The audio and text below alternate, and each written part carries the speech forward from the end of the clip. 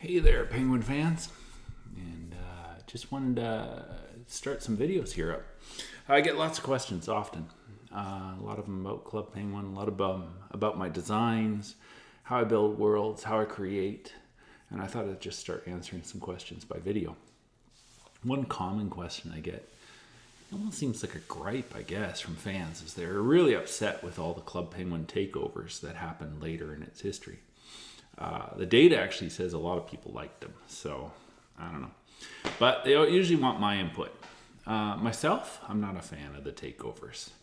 And that really boils down to not that they're right or wrong or anything. It's just I'm a big believer that each world is anchored in its like lore and story, its narrative, its characters, things that have happened, things that are going to happen as you're building out the plot and the premise of what's happening, like the build up to Operation Blackout. Everything we did in Club Penguin was all woven into these like mysteries and story and lore and characters.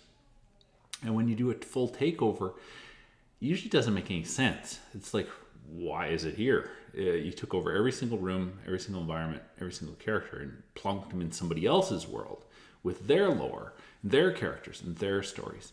So I don't really like it. I lean into the story and lore. I love that. Like, I don't think it would work to put like Star Wars in Lord of the Rings. It just doesn't make any sense.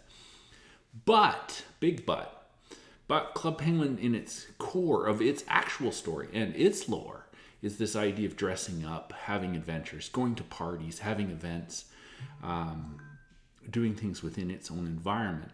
And a lot of that can make a nod or a wink to another character or another world or another lore. So more of a crossover, I actually think, is a better idea. Something where I don't see any issues in, like, if you go to the shop and you want to dress up as a Mandalorian, or you want to dress up as like Dragon Ball Z, or you want to dress up as Pokemon characters or anything. I think that suits it really well, because that's just fans want to dress up as their fan thing and then walk around in this world, which in Club Penguin's story and lore, especially around the Halloween parties, a lot of people ask what's my favorite party. It's the Halloween party. The whole idea was dress up. So, and we did that already, because in the Halloween party there was Frankenstein costumes and vampires and everything, and that's based on old movies and stuff. We have in our theater, we did like not murder mysteries. There was the mystery with the jewels and stuff, where he kind of dressed up as like an old mystery murder theater, Sherlock Holmes, all sorts of things.